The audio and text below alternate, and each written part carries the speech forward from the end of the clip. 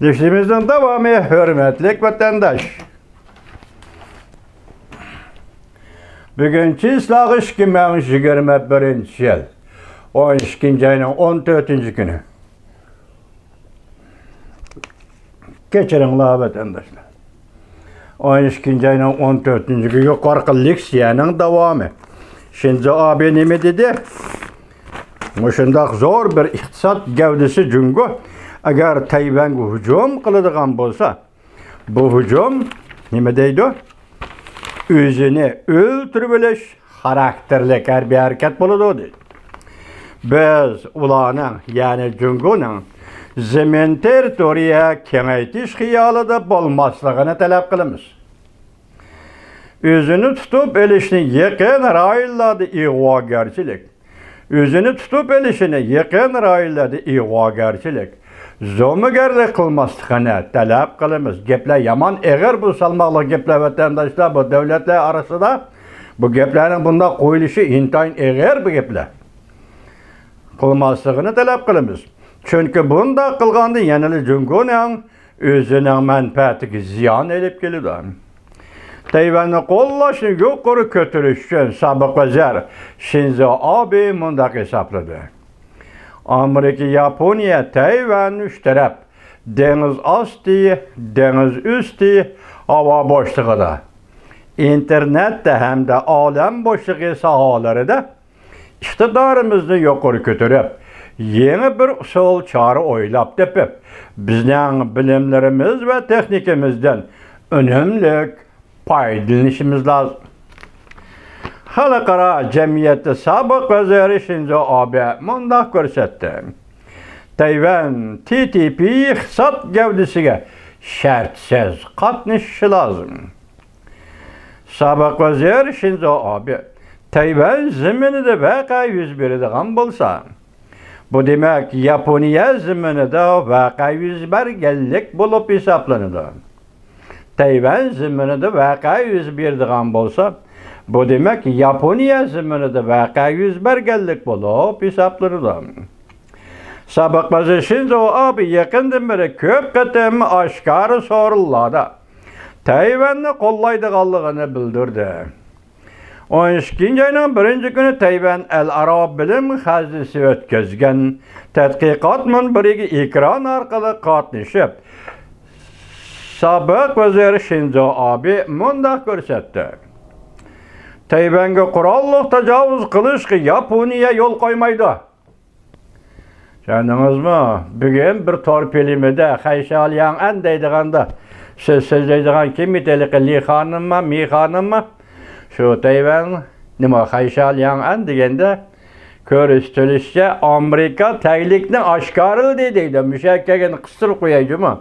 Amerika taglikni oshkorladi, ya'ni Tayvan bo'g'izida urush qilishga ruxsat yo'q. Amerika buni cheklaydi. Shundaq degan o'tganda Jack Sullivanning davlat bexatarligi maslahatchisi Jack Sullivanning bu yerda urush qilishga ruxsat yo'q deganligini, ya'ni bugun Tayvan Xaysha Liang deydigan Xitoyning televiziyasida ko'rinishicha Amerika taglikni oshkorladi, ya'ni Tayvan bo'g'izda urush bo'lmaydi. Demak Amerika oshkorladi. Bugun Yaponiyaning sobiq vaziri Shinzo Abe nima deydi? Diqqat vatandoshim, Tayvanga qurolliq tajovuz qilishga Yaponiya yo'l qo'ymaydi. Qayerga keldi etildi, tug'an etildi. Xo'jatam selindi, Anjantam selindi Tayvan bo'g'izida. Endi sening urush qiladigan huquqingmi yo'q? Çünkü dünya seni ayıplaydı. Birla Amerika, Yaponiya emas, bütün dünya seni ayıplaydı. Fakat yol qaysi yol? Gorbachevning yo'li. Tayvanga qurolliq tajovuz qilishga Yaponiya yo'l qo'ymaydi. Tayvan zaminida vaqa yuz beradigan bo'lsa, bu demak Yaponiya zaminida vaqa yuz berganlikdir. Yani o'xshashli Yaponiya Amerika ittifoqdoshligi sahasida vaqa yuz berganlikdir. Cumhurbaşkanı Reis Xi Jinping herkes hata hüküm kılması lazım. yana bir qator takrorladi. 12 ayning 1-kuni bir degan edi. Jungoning raisi Xi Jinping xato hukm qilmasligi. Bugun 14-kuni yanimdi-da, Jungoning raisi Xi Jinping xato hukm qilmasligi lozim. Sobiq vazir Shinzo Abening bu so'zlari to'g'risida Jungo Tashqi ishlar ministrligining bayonotchisi Wang Wenbin Shinzo Abe Tayvan masalasida bildirlab buyruqbozlik qildi. Jungoning ichki ishlar to'g'risida qalaymagan so'zladi deb ko'rsatdi. Va shu kuni kechda Jungo Tashqi ishlar ministrligi yordamchi ministri Hua Chunying va 12 ayning 1-kunida gapchimi Hua Chunying Yaponiyaning Jungo turishliq bosh elchisi Chuytokuni chaqirtib norozilik bildirdi. Mush ismni xato o'qib oldim-ku deyman. Norozilik bildirdi. Sobiq vazir Shinzo Abening qattiq maydoni Yaponiyadagi davlat ichida qattiq munozara qo'zg'adi. 13-kuni BS Yaponiya televiziyasi ziyorat qilgan chog'da Shinzo Abe mundaq ko'rsatdi. Tayvanning jiddiy holati Yaponiyaning kriz ichida qad ko'tarib turish holatiga tahdid elib kelib, Yaponiya o'zini qo'g'dash huquqini yo'lga qo'yishga majbur bo'ladi. Yangi hukm keldi vatandoshlar qata. Tayvanning jiddiy holati, agar sen urush kelsan, balki hozir holatmi?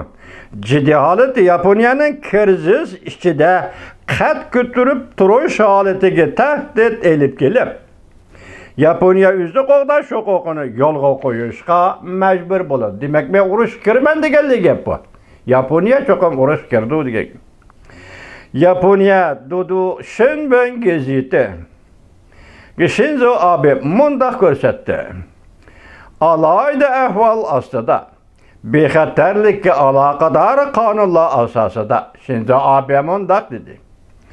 Agar Amerika harbiy parxodlari hujumga uchraydi ekan Tayvan bo'g'izida, Yaponiya qo'g'dinish qismlari kriz ichida qad ko'tarib turish holati bo'yicha o'zini qo'g'dashga majbur bo'ladi. Davomini anglaysiz vatandosh.